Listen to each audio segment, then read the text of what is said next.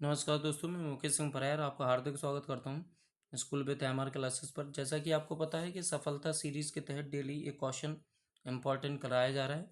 और दोस्तों हम 3.3 के क्लास 10th एनसीईआरटी सॉल्यूशन पे पहुंच चुके हैं। और यहां पर 3.3 के पहले का ये चौथा क्वेश्चन है। दोस्तों इसे विलोपन विधि से करना है। जैसा कि आपको पता है कि विलोपन विधि के बारे में मैंने हर वीडियो में बताया है कि विलोपन विधि क्या होती है। तो विलोपन विधि एक ऐसी विधि होती है जिसमें दो समीकरण दिए जाएंगे और इन दो समीकरण में या तो x के गुणांक बराबर करने होते हैं या तो y के गुणांक। ठीक है, हम सॉल्यूशन की तरफ बढ़ते हैं जिससे और चीज़ों को मैं समझा सकूं। x अपॉन में 2 प्लस में 2y अपॉन में 3 इक्वल टू में -1। दोस्तों इस तरीके से अगर ये कोई इक्वेशन दी है तो इसको हम इक्वेशन को सरल बनाएंगे, क्योंकि विलोपन विधि में नीचे हर नहीं होने चाहिए। कुल मिलाकर हमें इक्वेशन को बिल्कुल सरल बनाना है। तो 2 और 3 का एलसीएम कितना आ जाएगा 6, 2 3 जा 6 तो ये कितना आ जाएगा 3x, 3 2 जा 6 तो ये कितना आ जाएगा 4y इक्वल टू में कितना आ जाएगा -1। क्रॉस मल्टीप्लाई कराओगे तो 3x प्लस में 4y, क्रॉस मल्टीप्लाई 6 का मल्टीप्लाई -1 से होगा तो -6 और ये आपका समीकरण क्या बन जाएगा 1।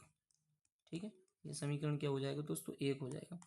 उसके बाद आपको दूसरा जो इक्वेशन यहाँ पर दी है बुक द्वारा, वो दी गई है आपसे x y अपॉन में 3 इक्वल टू में 3।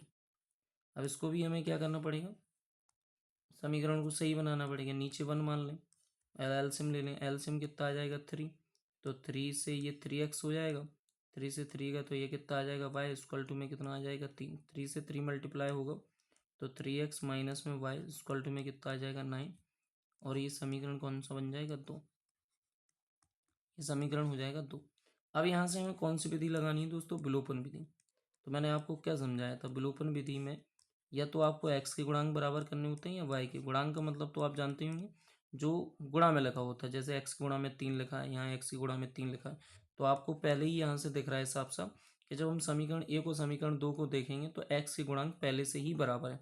तो बस हमें यहाँ ये डिसाइड करना है कि जोड़ेंगे या घटाएंगे। तो यहाँ से हम घटा देते हैं, समीकरण 2 में से समीकरण 1 को घटा देते हैं।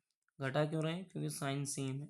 तो समीकरण 2 में से समीकरण 1 को हम क्या कर रहे हैं, घटा रहे हैं। साइन सेम का मतलब जिसके गुणांक बराबर होते हैं उसके ही साइन देखने होते हैं। 3x प्लस का यहाँ भी 3x प्लस का, तो साइन सेम में होते हैं तो हमेशा हम क्या करते हैं, घटाते जाते हैं।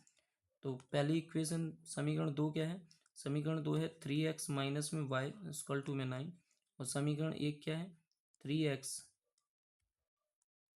3x प्लस का 4 y इक्वल टू में माइनस का 6। माइनस करने जाओगे साइन चेंज होंगे, यहाँ माइनस होगा, यहाँ क्या हो जाएगा प्लस। ये कैंसिल हो जाएंगे, माइनस माइनस होता है प्लस, तो कितना आ जाएगा -5y और ये कितना आ जाएगा 50।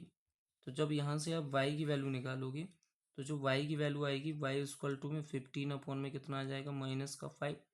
5 से कैंसिल आउट करोगे तो y की वैल्यू जो आएगी वो कितनी आ जाएगी दोस्तों -3। तो यहाँ से हमें किसकी वैल्यू मिल गई, माइनस की थी। अब हम क्या करेंगे, समीकरण 1 में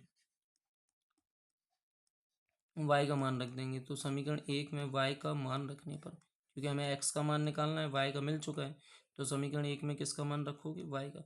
आप किसी में भी रख सकते हो, 2 में रख दोगे तब भी वही आंसर आएगा, 3 में रखो दो या 1 में रख दो तब भी वही आंसर आएगा। 3 तो है ही नहीं खैर, लेकिन अगर समीकरण 3 भी बनता उसमें भी रख दोगे तो भी वही आंसर आएगा। समीकरण 1 क्या था आपका, तो समीकरण 1 था 3x प्लस में 4y इक्वल टू में -6। तो 3x, y की वैल्यू कितनी, -3 इक्वल टू में -6। तो जब मल्टीप्लाई कराओगे तो प्लस माइनस माइनस होता है, ये 12 आ जाएगा -6।